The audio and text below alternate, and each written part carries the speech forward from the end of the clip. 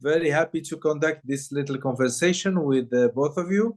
I must say that we were very pleased with this short film because it is very original in a way. You know, it's this the subgenre. I don't know what should we call it. It's a comedy, but at the same time, it's using documentary.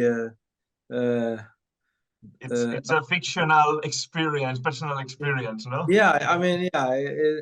When you want to mix these two genres in a fiction way, it's nice. It gives a mockumentary or something like that. I think, yeah, that's what they call it technically. But tell me more about this story. Why did you decide? I mean, between you here we have a kind of a story that will reveal how Germans are to other Europeans or the world, and maybe also to Germans. And it's very interesting the way you put it. But I'll let you tell me more about it, this idea and what brought it, and how you developed it to become the film we saw. And so the idea, I mean, during the pandemic, I wanted to write something in a comedy genre. And I've just arrived to Berlin because before I was living in Barcelona as Paul. And so I arrived in the middle of the pandemic, and okay, the general humor and so on was not very optimistic. So I thought, okay, it would be nice that world I'm living now, that because I have to adapt myself to the new place, how could I put into a comedy? Because for me, the story is to talk about these cultural differences, but also to talk about all the efforts a foreigner does when he moves country to adapt himself. And so for me, this story is, first of all, the cultural shock, how she lives this, and all the efforts she does, and then she becomes, without wanting, perhaps, more German as the Germans. Exactly, yeah. Understand? Yeah. So, and this is the point. And me, I was born in Argentina, Buenos Aires, but I live in Paris, in Barcelona. I am Italian as well. And then I moved to Berlin. So I did this process like 4 or 5 times in my life. And so I adapt myself to the new, to the differences and the cultural differences. And it depends the place you are, the people are more flexible than others. And here, some rules have to be respected, absolutely, if we don't want to disappoint the Germans. Yeah. Yeah, well, this is what I'm saying, why it was a very original, the way you wrote this story, because in fact, you're having a foreigner tell us about the rules of local rules, but in a form of someone who has assimilated totally these rules and is now, as you say, more royalist than the king. Yeah, exactly. Plus royaliste que le roi. Exactly. Yeah. Absolument. But in everything but one thing, you know, it's one thing, and then this is what is nice, that although she makes so many efforts, there is a point that there's no logic. The German logic doesn't work. And so this is what she's pointing here. Exactly. Okay, I accept everything and I do it. But guys, here there is something is not working with your logic. Yeah, because she using the argument that Germans are logic, and therefore this cannot work. Exactly. So this is, well, but you know, my husband is German. And when I told him about what I wrote and so on, he said, you know, for us it's not funny to wear sandals with socks. For us it's totally normal. And I said, well, but the logic is not normal here. Yeah, and the logic is not normal, and they will probably find it funny that many people find funny this thing that we even here in Morocco we have been used to see like Germans from Munich, you know, they wear these shorts and they wear these sandals and the socks. And we knew, you know, as soon as you see that, you say, oh, these guys are from Germany.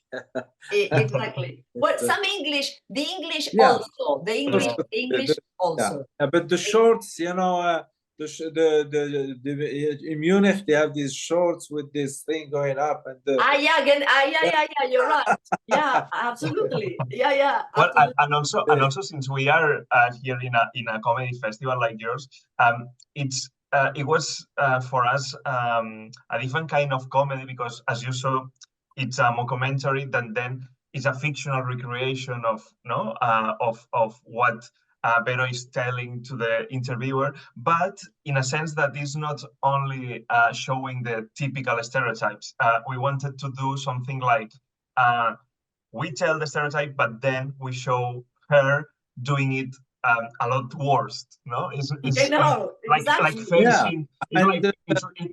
I mean, because mostly the humor based on stereotypes is, you know, like topical, you know, but we wanted to do that in reverse way, no? So the foreign person that is criticizing all the stereotypes is the one that actually is the stereotype, like the working stereotype for them. So and that ending with the, you know, with the double sense double meaning, no?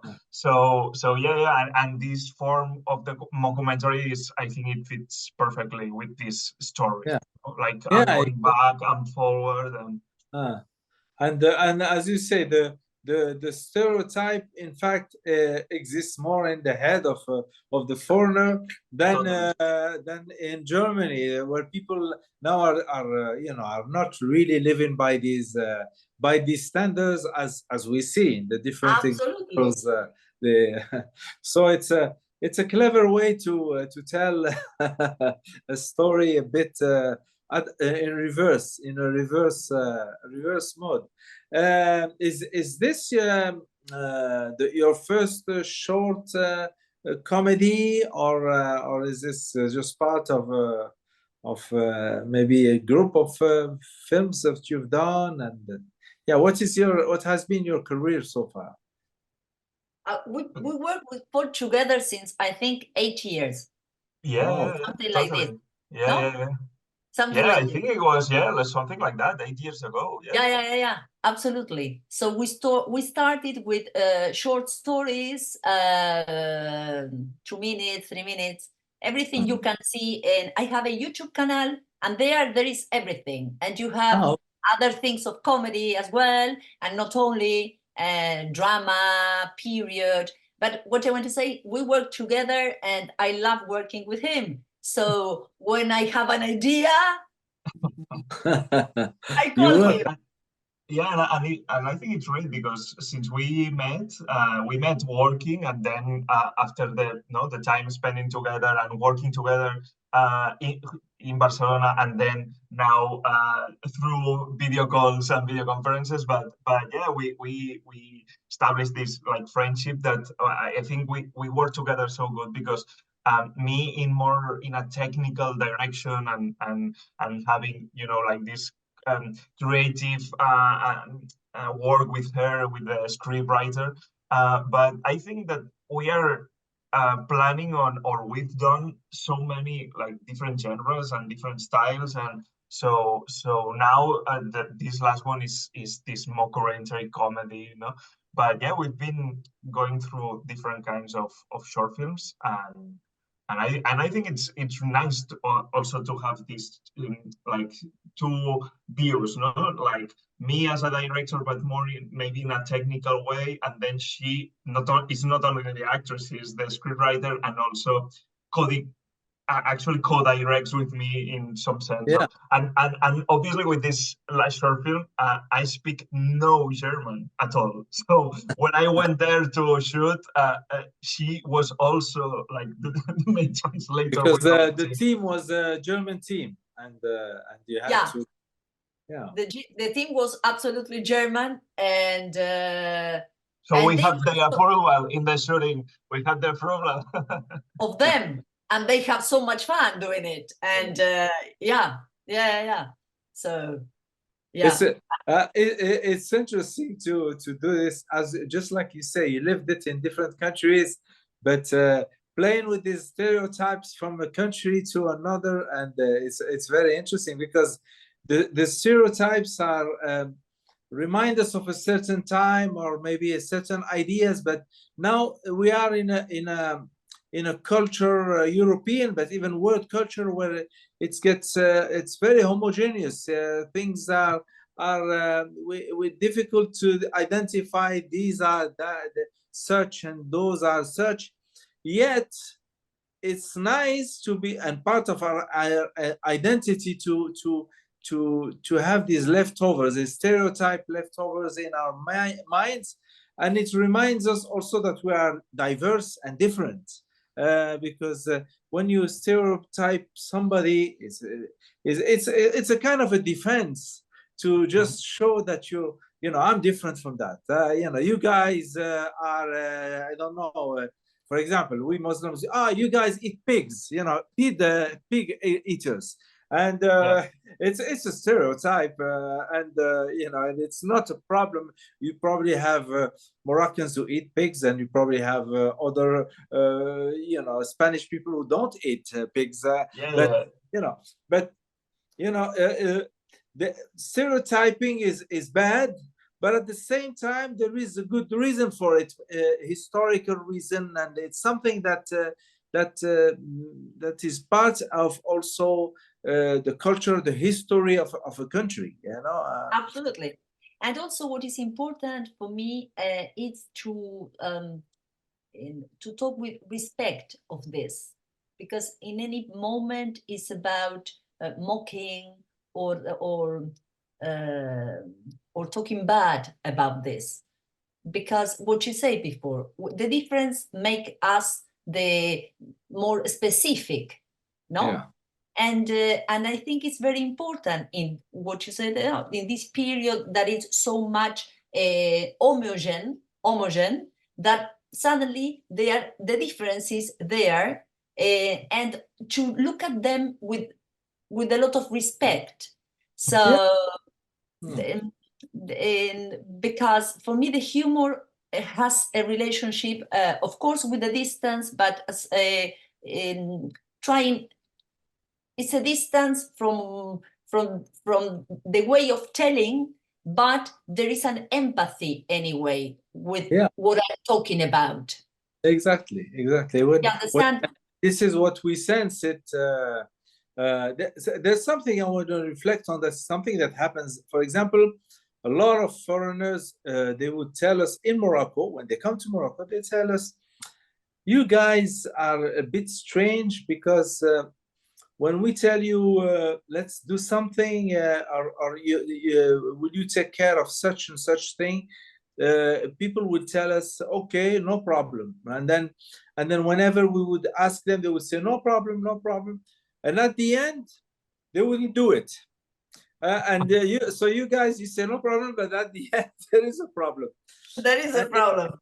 And it's true that this is culturally this happens because Moroccans, there is an explanation. Moroccans don't like to say no. They like to please.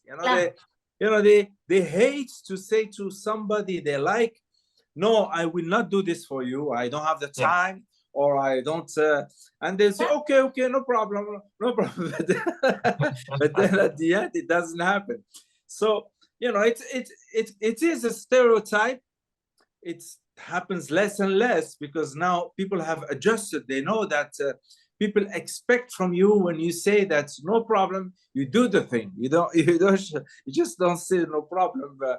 But at the same time, it reveals an aspect of the character of certain people, or the way they were brought on. Yes, and then also, and I think the stereotype has a part of truth.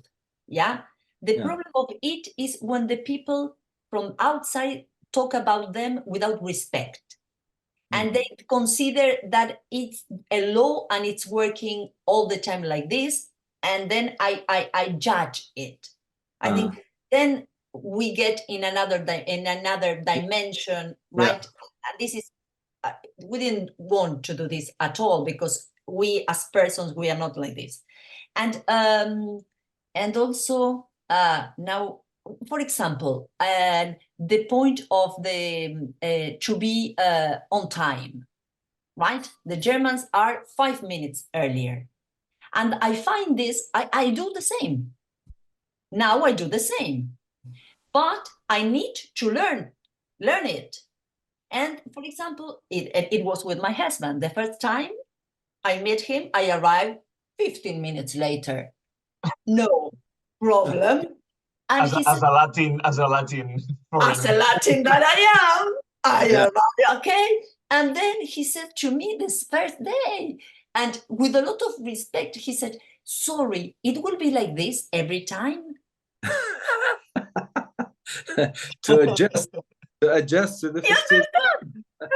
In 1 second, with this comment, I could correct something which is a defect, because it's not good to arrive late, because the other person, we have to respect the time of the other one. I cannot decide he will wait for me. Yeah. Why? Really? Yeah. If we agreed, I have to respect this. Otherwise, if I'm not able to arrive at this time, they say, no, listen, better half an hour later, because I don't manage, right? But, so, and when he said to me this, in that second, I was consciousness. I cannot decide for the time of the other one. And so it was a lesson for me. You understand? Yeah. What's your answer to your husband? No problem. No, you know what I said? You know what I said? I said to him, I said to him, he said to me, next time it would be like this. And I said to him, no, it was the last one. So first and last. Yeah. And it was resolved. Yeah. And I enjoy very much now to arrive 5 minutes earlier. Exactly. You know, so what I want to say, what is something from outside we can criticize, when we are inside, and we also, what you say, you adjust yourself to this, then you say, okay, this is great. Perhaps next year I wear sandals with Socken, with socks. Actually, I think that now, like in comedy, humor as itself, you can mock everything, but with perspective and respect, and also to be clever. I think the best type of humor is the one that mocks everything, but in a, like in a clever way, in a way that makes you think, and like in this kind of stereotype. The stereotypes is like the easy way of comedy, no? It's like the easy channel to, but when you twist it, I think it becomes interesting for the people, because you are not mocking them, you are mocking yourself, no? Exactly. Exactly. Yeah. And it's what it happens to her. What is happening to her is she's mocking herself in this situation, and this is how it works. She over-adjusted. She's overdoing. She tries to do it so good. Yeah, to be accepted. What are your plans? Your future plans? Doing more movies? We are waiting for this question, because we have a wonderful answer. So we are filming in July here in Berlin again.